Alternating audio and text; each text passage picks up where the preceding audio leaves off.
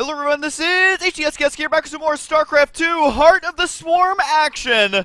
This time, I am very pleased to introduce both of our players up in the top right side. It is going to be none other than Flash, and his opponent down the bottom left side, making a name for himself this year as well as at the recent MLG. It is going to be Life. So it is going to be a TvZ of epic proportions. Now, I want to mention that Flash, one of the best-known players of all time. I think most of you are probably familiar with him at this point. If you have not seen him on my channel before, not seen him at tournaments before, just know he was the most successful Brood War player. He was the biggest Brood War god, and he is now officially playing StarCraft 2 full-time, and man, is he good. Life, however, again, has made over $100,000 very recently, taking first place in many of the tournaments and actually going toe-to-toe with Flash at the recent MLG. So that series was awesome, and this was played shortly before MLG. This is actually from the special Blizzard launch event that did take place in Korea.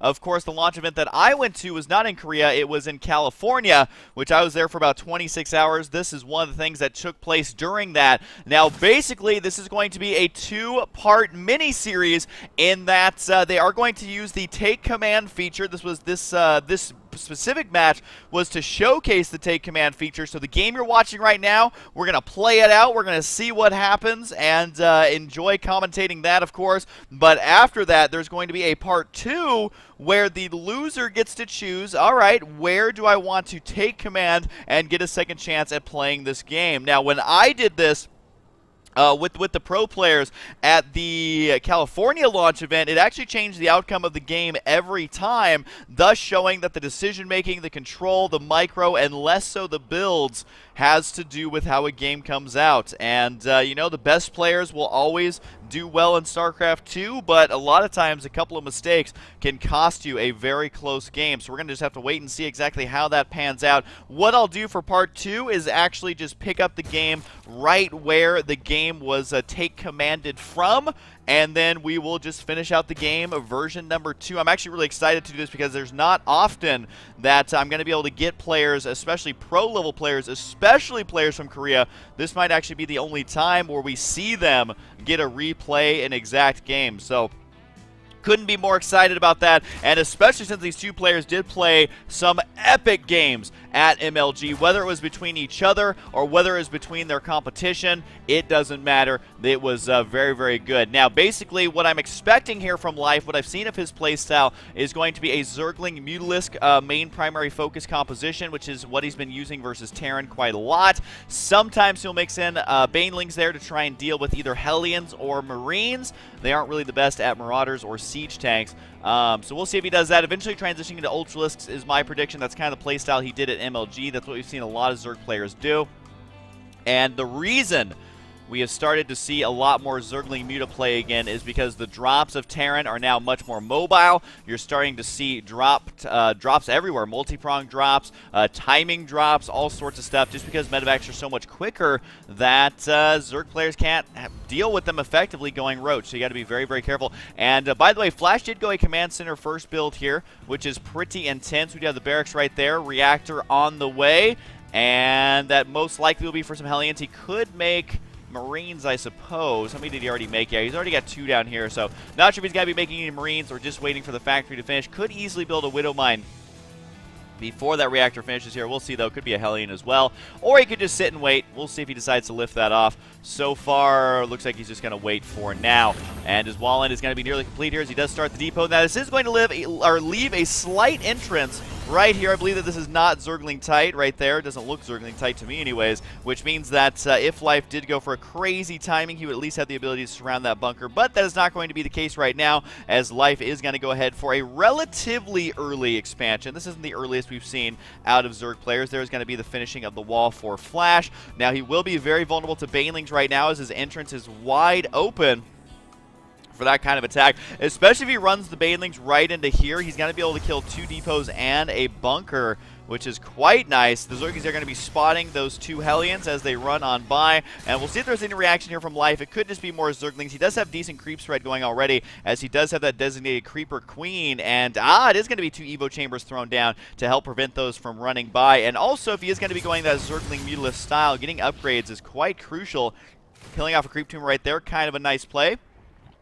And the Hellions are going to retreat right now. They've already got the map control. Now, remember, there is no sensor tower. So, basically, the Hellions are acting as the sensor tower. As the Hellions right now, though, just making sure there's no Zergling attack gearing up, making sure there's no Roach or Baneling gearing up, and it looks like those Lings trying to escape by. It's not going to happen, though. The Queen right there should be able to hold her own for quite some time, and manages to get the creep tumor right there. This is what Flash is kind of known for, is his pretty intense micro. Now, as this game's getting underway, one thing I really want to mention, guys, before it gets too underway, is Heart of the Swarm is an amazing expansion. I'm not saying that just because I love StarCraft. I'm saying that because it's actually an amazing expansion. If you guys did not watch MLG, there was so many good games. Yes, some of the players there were outclassed and they were one-sided slaughter fest, but overall, the game itself is much more action-packed and much more micro-oriented, so it's a great game to watch at the highest level. Highly recommend getting it if you haven't. Now, it does look like right now Widowmine's being aggressive here. The Overlord actually going to be acting as a Minesweeper right now, floating its big old self to try and take out these Widowmines. As you know, it's better to hit the Overlord than it is to hit that big group of Zerglings. If the Zerglings wants to kill off the Hellions, which is exactly what he's going to try to do. He has to be careful here, though, as the Widowmine has burrowed, decides not to activate just yet, and it is going to hit the nearest unit, which is that Overlord. So great control here by Life. That was actually almost magical to watch. Did not end up losing those Lings to the Widowmines. Look at this. The Widowmines have 0 and 1 kills apiece. They could have killed off all those Zerglings, which means that the Hellions could have locked down this expansion. So a great play there by Life. Brings down the Spore Crawler over here to be able to clean these out. And one Widowmine at a time is more, or one Zergling at a time to take out the Widowmines is more than enough. They are going to attempt to retreat. And he's got to be careful. He does get the surround there, though, right at the last second. How he was that cost effective is actually very impressive. I think a lot of the lesser players would have succumbed to some crazy Widowmine hits, but not Life. Now, a Flash, speaking of craziness, already has his third base up before the 10-minute mark. He's got the geysers going down as well. He's got a Widowmine in the back here to help protect this. This is actually something that we saw him do at MLG, because look, this is just basically counterattack potential if you do not find a way to wall this in. Remember, these are not collapsible rocks, so killing these off as Terran is really, there's really no point to that. But if you don't wall it off, definitely need to get a Widowmine back there, which I think we're going to see come into effect here at some point. The Overseer, they're going to be scouting it out. He sees one Widowmine. Might actually be able to see the second right here. And the Zerglings had to get a nice surround there. And here we go. Gotta be careful. The Widowmine, though, manages to kill all of his own units. The arm goes flying. And now the Zerglings are free to just lock down this base. Remember, Widowmines do splash damage to friendly units just like siege tanks do. So you have to make sure to keep your Widowmines away from your units. And unfortunately for him, that didn't happen. Although Life did overextend there a lot with those Zerglings running into that bunker, thinking he could do more damage than he did. I think he will end up losing these Lings as well. And Flash does lose a single Hellion there, but that did even it up a little bit more, although Flash is still losing a couple of units up here, a couple of SCVs, and he just needs to make sure to react accordingly to help deal with this. Now here comes the 11 Mutalisks on the way, 2-2 on the way for both players.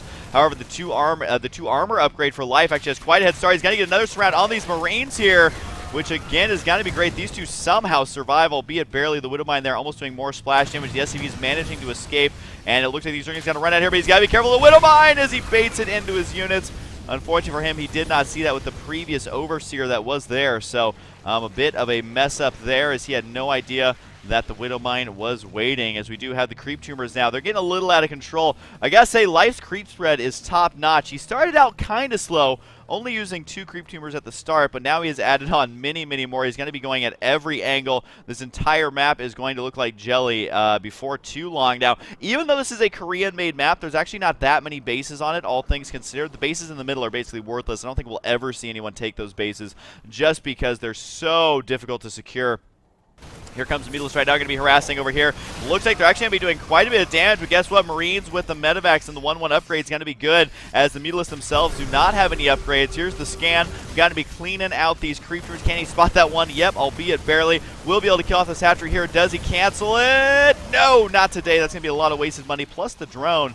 So about 350 minerals lost right there, as we do have the Mutalisks now going to be chasing us down, trying to get the Medivac. Do manage to from the high ground, and a couple of the Hellions so low on HP that just one shot from Meatless was more than enough to take those out. So we'll just have to see if we can finish those off. Hive Tech going to be on the way for Life right now. We'll see if he goes for the Greater Spire, but honestly, I'm leaning more towards Ultralisk because he's finishing up 2-2 right now. He's got Baneling speed. He's got the Pathogen Glands upgrade, so he can go for some Infestors. Looks like the Ling's right here trying to make something happen. The Meatless only able to kill a Medivac, which is actually not that big of a loss for the Zerg, but he is still behind right now. Life has got to be super careful because the macro of Flash is going to start rolling here. Taking a look at the production tab, you can see the transformation servos are on the way. What that does is allow those Hellions to transform into the Hellbats, which are very good at dealing with Zerglings, and then the Meatless can deal with the the Marines can deal with the Meatless, excuse me, but it does look at the Meatless right now trying to do as much harassment as he possibly can. Now remember, Meatless do control differently than they do in Brood War, so you don't have to clump them up nearly as much.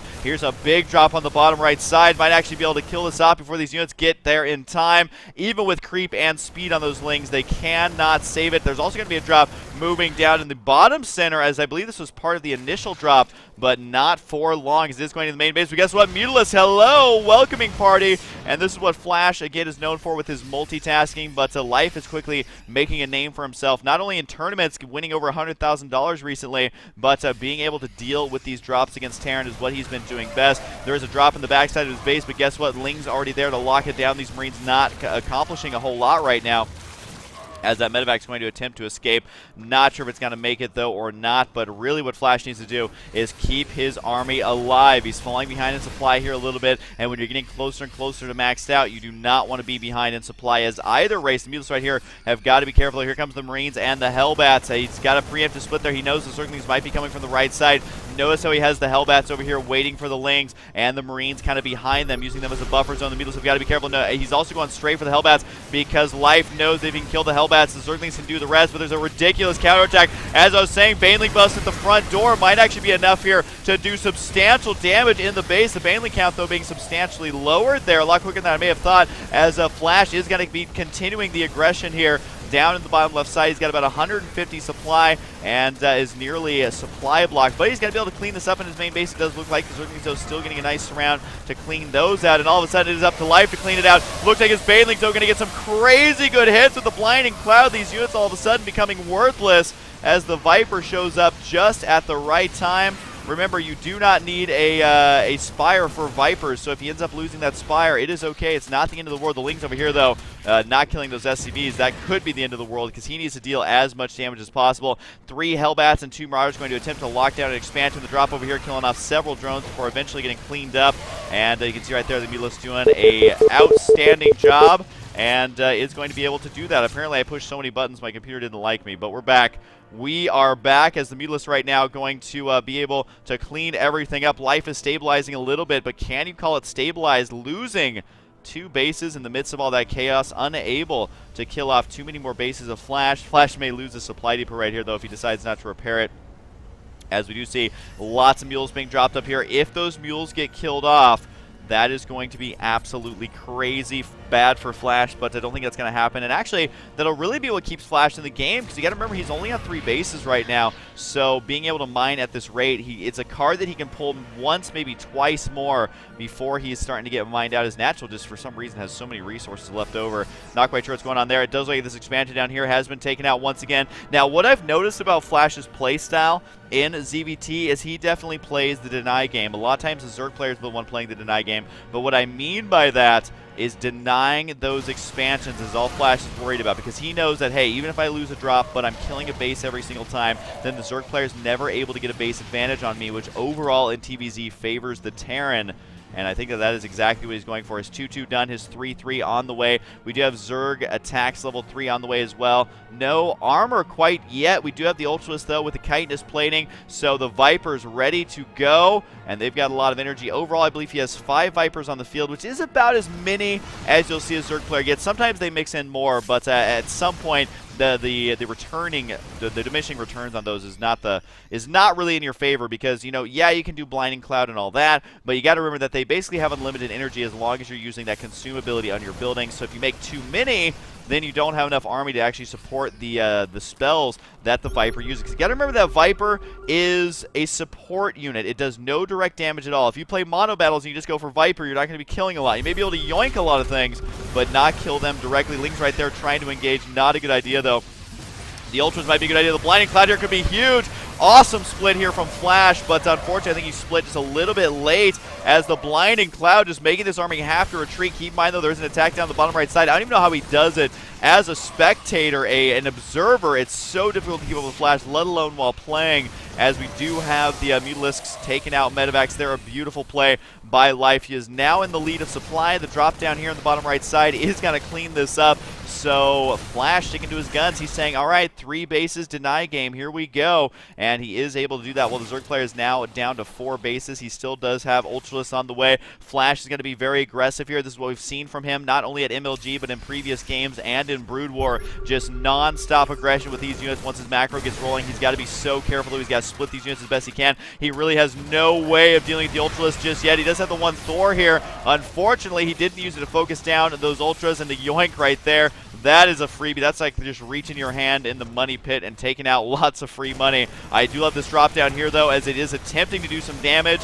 Not sure if it's going to be successful or not. Those Lings buying just enough time and actually managing to barely kill off the last Marine there. Those 4 Lings are the heroes of Life's army. The army is going to continue pushing forward here for Flash, though, and all it takes is one favorable engagement. But the problem is that if you don't whittle down that Ultralisk count, it's currently at 7 with more on the way. If you cannot whittle that down, then this small force is not going to be enough. Yes, Widow Mines are nice, but they are not what you need to kill the Ultralisks. Yes, they might be able to do some damage. Yes, they might be able to kill the Mutalisks, but at some point you have to deal with those Ultras. A nice scan right there. He sees what's going on. He knows the Evo Chamber is on the way for the additional consume, which is why you'll see a lot of Zerg players do that. And look at this, intentionally running an Ultras there. So what I'm talking about is those Widow Mines do not do that much versus Ultras. That was 3 Widow Mine hits, and it still remains. There's the big stem, and Flash right now knows he cannot run onto the creep. Can he sit here and fight, though? Blinding Cloud says no. He's forced to back out here. The Medevac's trying to heal, but they can't keep up with the Micro Flash. No one can keep up with the Micro Flash, really. There's also a drop moving down in the bottom center. Can Flash deal with this huge army, though? Widow Mine hits going off. I don't think it's going to be enough, though. I love how he is running into the Widow Mines, actually killing off those. And can he raise the depots as well? I think he will be able to if need be, but the drop down here is going to take out another hatchery, it looks like.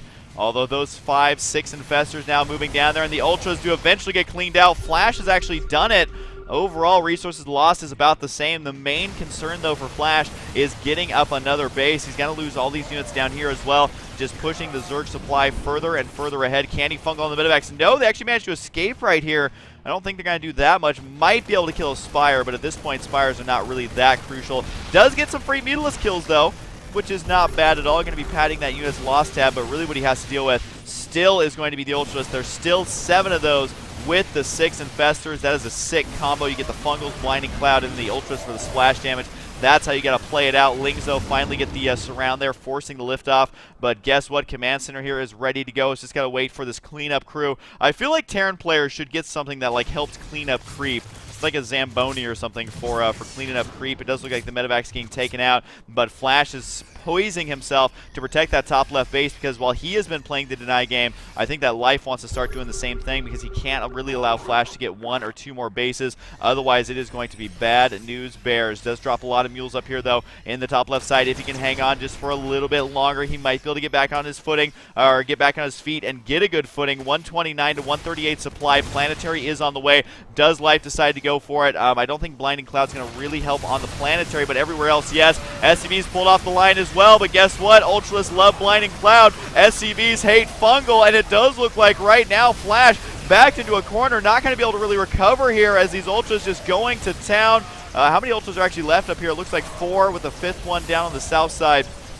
The 1 mining base for Flash here does get taken out. That's actually looking great for Life, although Life has lost a lot in this engagement as well. So Flash just needs to hang on as long as he possibly can. Focuses down 1 more Ultra. Can he get a second one?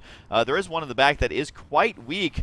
Decides not to go for it, though. He doesn't know where those infestors are, where the Fungals are. And production tab does show 7 Marines, 1 Marauder. No production here for Life right now because he's just not really mining. I mean, he's just now transferring over these drones to, I guess now it's his 3rd base, as the other bases have been killed in the midst of all this chaos, as Life doing a good job of hanging on, but Flash doing a good job of doing exactly what he needs to from this behind position. Because right now, I mean, look at this. Yeah, you're not going to be expanding there anytime soon, buddy. And it does look like he actually managed to kill off some of the stuff that was here, so his creep should begin to recede. But what he really needs to do is clean up the rest of these creep tumors here to actually make something happen as far as expanding is concerned. So we'll see if he decides to scan just yet. Decides, nope. Oh, there he goes. Goes ahead and drops it because he knows he needs that expansion.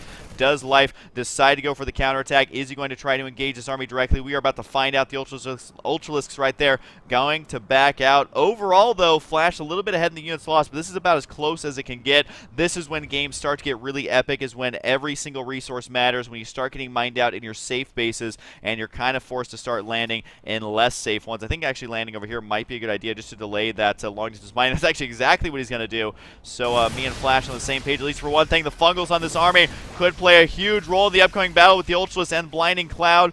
I think those Fungals may have actually been just a tad bit premature, but we'll just have to wait and see consumability being used on these basically disposable buildings, although he is working on +3 armor from this, so he wants to make sure not to actually kill it off, which would be hilarious if he forgot about it, and he does! So that +3 armor is not meant to be. We'll see if he starts it up on the other one, but here comes Flash. You gotta watch out for the Fungals and the Blinding Cloud, though. This angle is actually really bad. Zerg's so much better in choke points than they used to be because they have 2 spatial control spells now.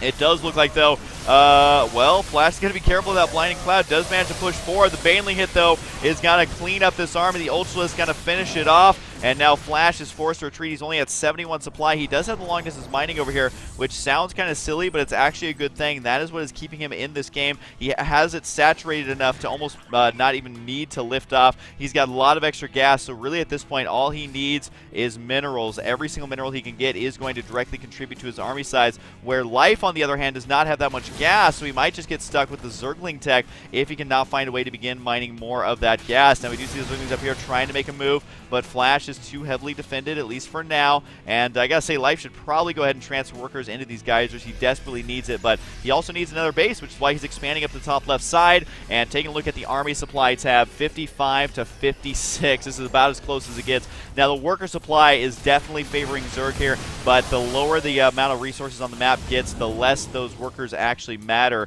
So we'll have to see if Flash is actually too far behind at this point, or if he can do it. I mean, he's not that far behind in supply, at least for a TvZ, based on how this game's been going, but Flash cannot drop a single engagement right now. He is going to go ahead and get the concussive shells, which is so interesting to me that players do not get this upgrade any earlier. They used to get it every single game. Now they almost never get it. But I guess versus Zerglings, it's not really going to help you out. But I think Flash just wants cost efficiency as much as possible. And there's a Fungal right there. Can he kill off any of the Infestors? Not quite yet. The Marauder right there getting 1 Infestor kill and might be going for some of the drones over here. Yes, he will. So this could be the hero Marauder, but... oh, no, he just stemmed there. That's the only damage he's taking. There's another Marauder down south trying to kill him off. Of course, Marauders do not do additional damage versus drones, but when they have +3 attack, they don't do too bad. And another drop over on the left side might get cleaned up, and it does. Flash doing every single thing that he can to keep himself in this game. The drones actually managed to finish off that Marauder. They'll probably go ahead and get back to work here relatively soon, as the drop over here is just buying Flash as much time as he can. Flash realizes, I need to mine somehow.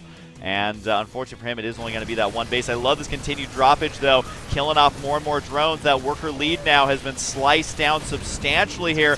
The Ultras, again, going to be chasing this down, but this is definitely just watching, like, an art form with how active both these players are with their units. There's going to be a major battle over here. The Fungals cleaning up everything as Flash was focused on the drop, I believe, gets caught out of position, and then all of a sudden, he is not in the best of shape. He does still have some units over here. He's just known for being able to always macro units. Oh no, the SCVs! This is the last thing keeping Flash in the game. He decides to turn around and engage. I think he should have waited for the Marines, but maybe he didn't want to run over the Widow Mines because he would have ended up losing those SCVs to splash damage anyway. Does have a couple units inside this medevac for droppage. Might be able to kill the base up in the top left side, but with the Zerglings right there, they're just going to eat that as it is unloading. And does he have enough here to actually do that much damage? Doesn't look like it. Decides to load up. And look at these Marauders and Marines. They are yellow, red, and orange, which is never good at all. The Zergling run by over here is intercepting some reinforcements. Both these players actually just kind of everywhere. Crazy high APM. Units lost here is starting to favor Terran more and more. However, Flash has not been able to establish a base. So you can see on the spending tab here, their Zerg player has more money to burn on his army and economy, and tech doesn't matter really as much for Zerg because you can kind of stick to one build for the entire game.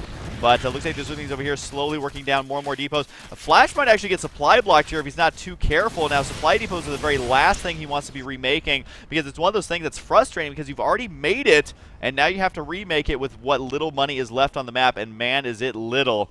As the command center over here never got lifted off just yet. The drop here is continuing. Can he do any game-breaking damage with this? Might be able to kill the Hive Tech. That would be nice. Might be able to kill the Ultralisk Cavern. That would also be nice. But we do have the Corruptors on the way, spawning pool on the way. Oh, no. Not enough energy for Fungal, actually. So this medevac is going to get out of there and decides to unload on the backside. But guess what? The Marauders are already here, and man, are they pissed. It does look like he's going to have to load up and get the hell out of there. This other medevac only has 1 HP. How does a medevac seriously fly and heal when it's only got 1 HP?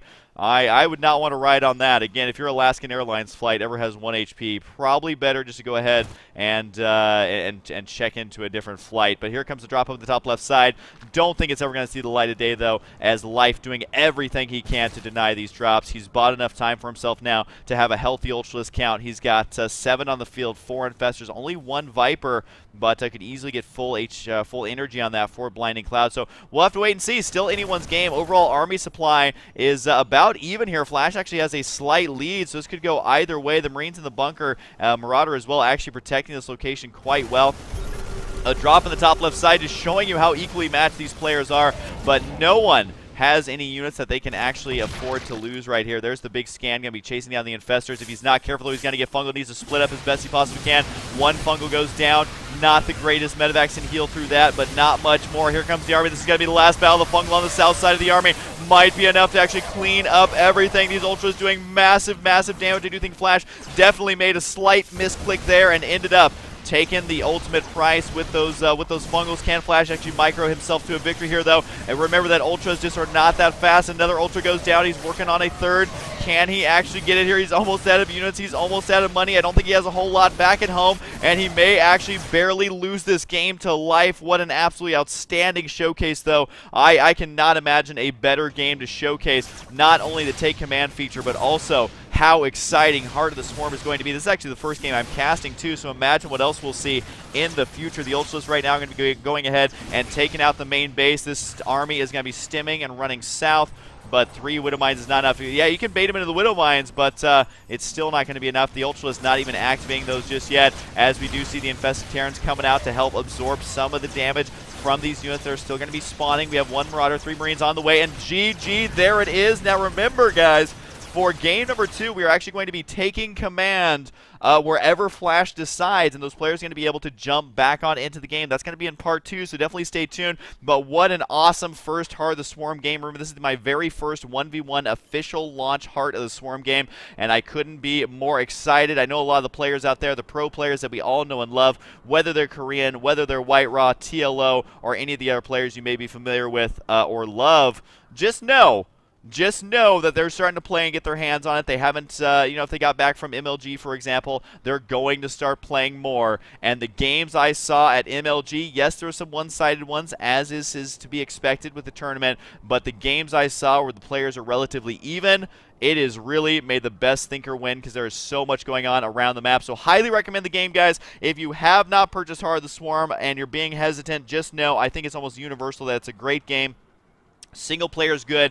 It takes about 11 hours to beat the single player, at least it did for me, and the multiplayer, though, is really where it's at. There's 1v1, 2v2, 3v3, 4v4, FFA, and then unranked ladders of all 5 of those, which is awesome. If you have ladder anxiety, this is the absolute best way to enjoy StarCraft. Just play unranked. You're not going to be losing your ladder points. You're just there for fun. So go out there, guys. Have some fun. And by go out there, I mean sit where you're sitting, because you're probably at a computer. Whatever, go play the expansion. It's great. Hope you guys enjoy it, and I'll see you guys next time.